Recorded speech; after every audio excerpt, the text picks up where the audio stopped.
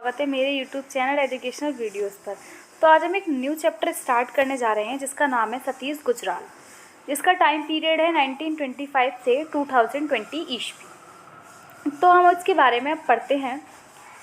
भारत के पूर्व प्रधानमंत्री इंद्र कुमार गुजराल के छोटे भाई सतीश गुजराल भारतीय चित्रकारों में एक ऐसे अंतर्राष्ट्रीय ख्याति प्राप्त चित्रकार हैं जिन्हें सही अर्थों में सृजनशील कहा जाता है, सिर्फ इसलिए नहीं कि वह कला की कई विधियों जैसे चित्रकला, मूर्तिकला, भवन निर्माण कला, रेखा चित्रण, कोलाज, सेरामिक्स रचित भित्ति चित्र सभी में प्रभावशाली सृजन करते हैं, बल्कि इसलिए भी कि समय के साथ किसी भी बदलाव को खुले मन से स्वीकार करते हैं।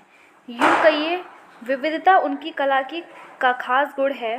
बहुधा कलाकार किसी विशिष्ट शैली को विकसित करके उसमें अपनी पहचान बनाने में कामयाब होते ही उस शैली से चिपक जाते हैं तथा उम्र भर के लिए उसे छोड़कर कुछ अलग करने का साहस नहीं कर पाते।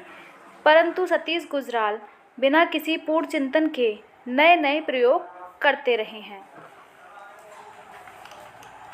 सतीश गुजराल का जन्म 25 दिसंबर 1925 ईस्वी को ब्रिटिश इंडिया के झेलम पाकिस्तान का एक शहर में हुआ था। वह राजनीतिक परिवार में जन्मे थे। बहुत छोटी उम्र में ही वह सामाजिक प्रतिबद्धता और राष्ट्रवाद की बातें सुनने समझने लगे थे। माता पिता, भाई बहन सभी का राजनीतिक जीवन था। बड़े भाई पूर्व प्रधानमंत्री इंद्र कुमार गुजराल 10 वर्ष की उम्र में ही गिरफ्तार कर लिए गए थे। मां के साथ छोटी बहन जेल जाती थी। घर में सतीश गुजराल बीमार हालत में अकेले रह जाते थे। दरअसल सतीश अब 8 साल की उम्र के थे। तभी एक जर्जर पुल पार करते वक्त अचानक पैर फिसल जाने के कारण वे नदी की तेज धारा में गिर गए थे, जिसके परिणाम स्वरूप वे अपंग हो गए। आगे के 6 वर्ष इस अपंगता के इलाज से गुजर गए। जब वह 14 वर्ष के हो गए और इलाज का काम संपन्न हो गया तो पता चला कि वह चल फिर नहीं सकते। इसके साथ ही एक मुसीबत और आ गई कि वह अपनी सुनने की क्षमता भी खो बैठे। इससे उनकी पढ़ाई लिखाई बहुत मुश्किल हो गई। परंतु परिवार के सदस्यों के सक्रिय राजनीतिक जीवन ने इस अपंग बच्चे को बाहरी दुनिया से जोड़े रखा। इस बच्चे के लिए अपनी नियति से लड़ना जरूरी हो गया था। बड़े भाई ने सतीश गुजराल की साहित्यिक और राजनीतिक समझ को आगे बढ़ाने का काम किया। उर्दू साहित्य ने सतीश की समझ और कल्पना के नए नए दरवाजे खोलना शुरू कर दिए।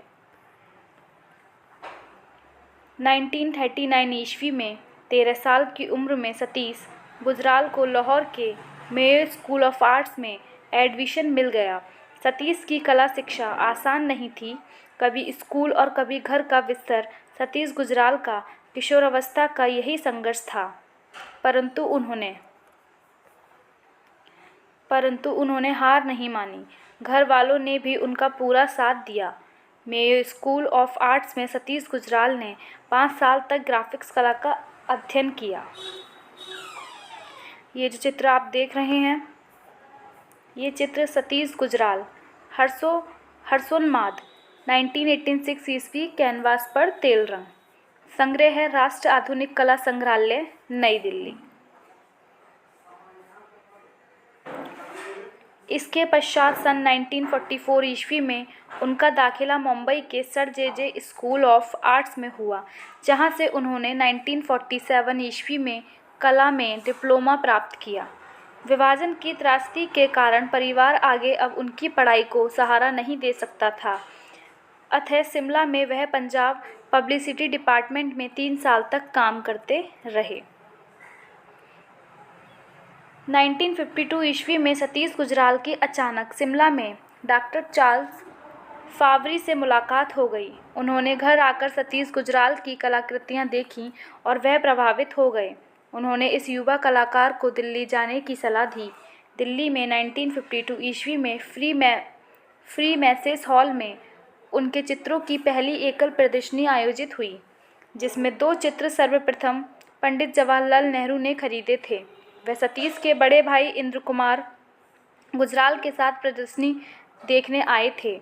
उन दिनों स्टेट्समैन अखबार में चार्ल्स फावरी का कला स्तंभ बहुत मशहूर था। अगर वह अपनी टिप्पणी में किसी कलाकार का नाम भी गिना देते थे तो उनकी प्रतिष्ठा बढ़ जाती थी। डॉक्टर फावरी आसानी से अपने कॉलम में किसी कलाकार को जीनियस नहीं घोषित करते थे, परंतु सतीश गुजराल को उन्होंने जीनियस आर्टिस्ट बताया। वर्ष 1947 ईस्वी से 52 ईस्वी तक सतीश गुजराल विभाजन पर केंद्रित चित्र बनाते रहे। इस तरह का उनका दीवार चित्र काफ़ी प्रसिद्ध है। 1952 ईस्वी में उन्हें मैक्सिको सिटी के प्लासियो डी बेल्स आर्ट्स में अध्ययन करने के लिए छात्रवृत्ति स्कॉलरशिप मिली, जहां उन्होंने 4 वर्ष एडवांस पेंटिंग और 2 वर्ष तक म्यूरल टेक्निक में डिप्लोमा प्राप्त किया। यहाँ वे प्रसिद्ध कलाकारों डिएगो रिवेरा और डेविड अल्फोरा सिक्वेरोस से अवगत हुए। उन्होंने डेविस अल्फोरा के साथ मैक्सिको विश्वविद्यालय में म्यूरल भी बनाए। यहीं से उनकी कला में भित्ति चित्रण का एक नया अध्याय शुरू हुआ। सतीश गुजराल को मैक्सिको की इस महत्वपूर्ण छात्रवृत्ति दिलाने में ऑक्टेवियो पाज, प्रसिद्ध मैक्सिकन कवि, चिंतक, राजनयिक की भी महती भूमिका थी। उन दिनों वह मैक्सिको दूतावास में सांस्कृतिक प्रतिनिधि थे। सतीश गुजराल को मैक्सिको में सार्वजनिक कला की श्रेष्ठता और सक्रियता का एक ऐतिहासिक माहौल वातावरण मिला। मैक्सिको से वापस आने के पहले वह पेरिस में रहकर घनवादी सरीके आधुनिक आंदोलन के संपर्क में भी आए। वह वामपंथी विचारधारा से भी प्रभावित थे। हालांकि कम्युनिस्टों से उनकी वाद विवाद बराबर होते रहते थे। सतीश ओरज़को की कला से अधिक प्रभावित हुए थे। वह उन्हें एल ग्रेको और माइकल एंजेलो की परंपरा का महान कलाकार मानते थे। आरंभ में उन्होंने ओरज़को शैली का अनुकरण करने की कोशिश की, परंतु धीरे धीरे वह इस प्रभाव से मुक्त हो गए। अतिथियार्थवाद ने भी थोड़े समय के लिए उन्हें आकर्षक किया था। ऑक्टेवियो पाज ने सतीश गुजराल की कला में मैक्सिकी प्रभाव को पहचाना था, परंतु जब सतीश गुजराल मैक्सिको से लौटे तो वह वहाँ के म्यूरलवाद के प्रभाव से काफ़ी हद तक मुक्त हो चुके थे। न्यूयॉर्क, लंदन, पेरिस आदि में अपने चित्रों की प्रदर्शनियाँ करते हुए 1959 ईस्वी में सतीश भारत लौटे। भारत लौटकर सतीश गुजराल ने धातु, सिमेरिक्स आदि का गहन अध्ययन किया। कास्ट, कांच, धातु, सिमेरिक आदि सामग्री द्वारा नवीन प्रयोग शुरू किए। वामपंथ से मोहभंग के बाद उनकी कला के विषय, स्रोत आदि भी बदलने लगे। 1956 ईस्वी में निर्मित एक प्रभावशाली आत्मचित्र में सतीश गुजराल की रचनात्मक बेचैनी महसूस की जा सकती है। इस आत्मचित्र में मैक्सिकी अनुभव और ओरज़को का प्रभाव भी है, साथ ही विभाजन की स्मृतियों में आंदोलित मानसिकता भी है। अतीत मोह भी है और वर्तमान से गहरा असंतोष भी है। बहरहाल मार्क्सवाद ने मोहभंग हो जाने के बावजूद सतीश गुजराल वंचित जीवन को अंकित करने से नहीं चूके। उनकी कृतियों में फतासी की युक्ति भी काम करती है, तो अपने को खोज पाने की प्रवृत्ति भी उनमें देखी जा सकती है। सामाजिक यथार्थ से प्रेरित उनकी कृतियों में जितना समाज है उतना वह स्वयं है, क्योंकि उनके जीवन का दुख उनकी कृतियों में भी आता गया है। यह गौरतलब है कि यथार्थवादी कृतियों में मैक्सिको की विरूपण पद्धति उनके यहाँ बहुत प्रभावकारी छवि के साथ उपस्थित दिखती है। इस तरह की उनकी कृतियाँ में रेवोल्यूशन तथा स्नेयर आर मेमोरी है। इस कलाकार ने अमूर्तन में भी काम किया। हालांकि इस तरह का उनका काम बेहद कम रहा। इस तरह के कामों में उनके मूर्ति शिल्पों को देखा जा सकता है जो मल्टीमीडिया में निर्मित हैं। प्रभाववादी पद्धति से बनाई गई उनकी मूर्तियों में शक्ति एवं गणेश को देखा जा सकता है, जिनमें उन्होंने आदिवासी कला के प्रतीकों का प्रयोग किया है। मानव कृतियों में सुख और उल्लास की अभिव्यक्ति को देखना हो तो उनकी प्लेमेटेड श्रृंखला की कृतियों को देखा जा सकता है। 60 के दशक में सतीश कुमार म्यूरियल भित्ति चित्र के क्षेत्र में एक विशेष नाम बन गए थे। उन्होंने भित्ति चित्रों को जो नया रूप रंग दिया, उसमें वह ऊंचे नीचे तलों वाले महागोनी या काली की गई लकड़ी के पटरों पर टेराकोटा की आकृति बनाते थे और फिर रंग देते थे। इनमें उन्होंने विभिन्न प्रकार के टाइलों, दर्पणों और विविध टेक्सचरों का भी भरपूर उपयोग किया है। इनमें आदिम तथा लोक शैलियों में प्रयुक्त होने वाले अनेक रूपों का भी प्रयोग देखा जा सकता है। चंडीगढ़ के पंजाब यूनिवर्सिटी और दिल्ली के ओडियन सिनेमा के म्यूरियल 1962 से लेकर न्यूयॉर्क के वर्ल्ड ट्रेड फेयर 1963, दिल्ली के ओबरॉय होटल 1964, उत्तर प्रदेश रेलवे नई दिल्ली 1966, शिक्षा मंत्रालय 1968, मुंबई के ओबरॉय टावर्स 1971-72, मस्कट के सुल्तान के महल 1975,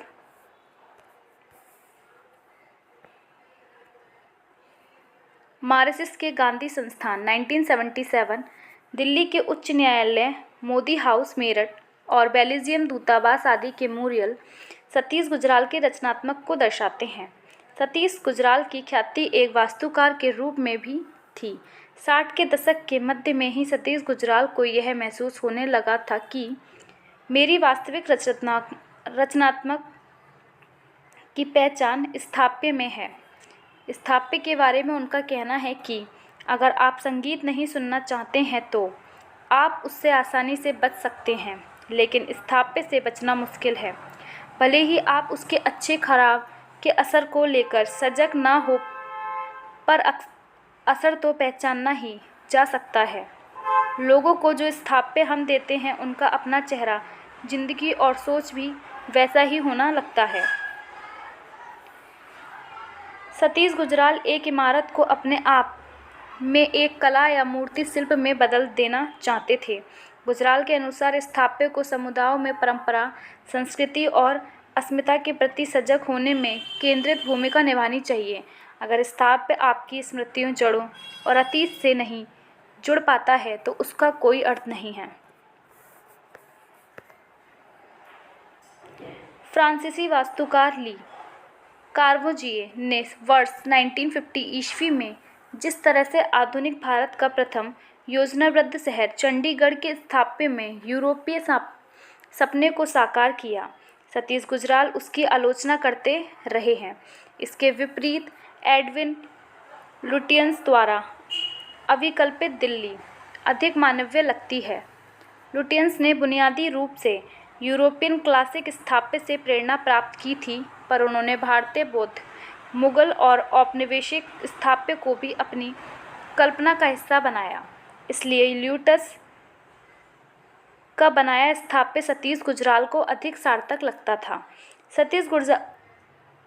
सतीश गुजराल ने वास्तुकला के अनेक सुंदर नमूने बनाए हैं। नई दिल्ली में स्थित बेल्जियम दूतावास उनके द्वारा ही डिज़ाइन किया गया था। वह 1984 ईस्वी में बनकर तैयार हुआ। वर्ष 2000 ईस्वी में इस इमारत को 19वीं शताब्दी की 1000 सर्वश्रेष्ठ इमारतों में से एक के रूप में मान्यता दी गई। इसके अलावा उन्होंने गोवा विश्वविद्यालय, भारतीय सांस्कृतिक केंद्र, मॉरिशस तथा भारतीय इस्लामिक सांस्कृतिक केंद्र, नई दिल्ली आदि के भवनों को भी बेहद खूबसूरती के साथ डिज़ाइन किया।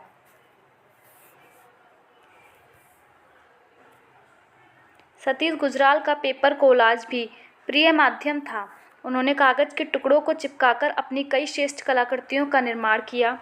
राष्ट्रीय आधुनिक कला संग्रहालय नई दिल्ली में सुरक्षित सतीश गुजराल के प्रमुख चित्रों में पर्वत प्रवचन 1954 बोर्ड पर तेल रंग, आत्मचित्र हाई बोर्ड पर तेल रंग, हर्षोन्माद 1986 कैनवास पर मिश्रित माध्यम, बिना शीर्षक कैनवास पर तेल रंग आदि है। उनका एक मूर्तिशिल्प गणेश मिश्रित माध्यम भी इसी संग्रहालय में सुरक्षित है। इसके अलावा उनकी एक महत्वपूर्ण कलाकृति शिव और पार्वती 1968 सिरेमिक तथा एक चित्र दीवार government museum of art and gallery Chandigarh में प्रदर्शित है। इसके साथ ही सतीश की कृतियाँ वी.के. नेहरू नई Delhi, Davis Copenhagen, Los Angeles Mexico, New York, London आदि देश विदेश के विभिन्न संग्रहालयों की शोभा संपत्ति है।